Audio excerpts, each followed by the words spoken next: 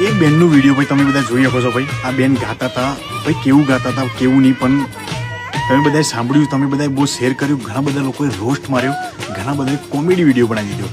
પરંતુ એવું ના કરવું જોઈએ ભાઈ.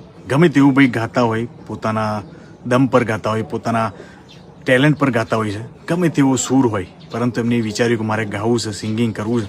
પરંતુ આવી બધું ભાઈ મજાક ના ઉડવો જોઈએ, આવો રોસ્ટ ના કરવો જોઈએ કોઈ બીનો. તમારી અંદર ભાઈ ટેલેન્ટ હોય તો તમે બી દેખાડી શકો છો, કંઈ બી કરી શકો છો, પરંતુ કોઈની મજાક ના ઉડાવવી જોઈએ. કોઈકના દિલથી એવું લાગે કોઈ કંઈ બી કરી શકે છે ભાઈ, આત્મહત્યા બી કરી શકે છે. આવું બધું રોસ્ટ ભાઈ, એના લાઇક, એ વિડીયોમાં લાઇક નથી મળ્યા બેનના એટલા, તો ભાઈ જેટલા શેર કરી દીધા એનાથી 3 ગણા 4 ગણા ભાઈ કેટલા લાખોમાં શેર કરી દીધા વિડીયો. તો ભાઈ આવો રોસ્ટ ના કરો કોઈની. તમારી બી બેન હોય, તમારા બી ઘરે બધા મા બાપ રહેતા હોય છે, તો આવી મજાક ના ઉડાવો. બસ એટલું જ કહી ભાઈ કે આ બેનને સપોર્ટ કરો. અને કંઈ નહીં ભાઈ, જેવું ગાતા હોય એવું, પરંતુ દિલથી ભાઈ બેન સેલ્યુટ છે. તમે તમારું કામ ચાલુ રાખો, લોકો રોસ્ટ કરતા રહે, મજાક ઉડાવતા રહે.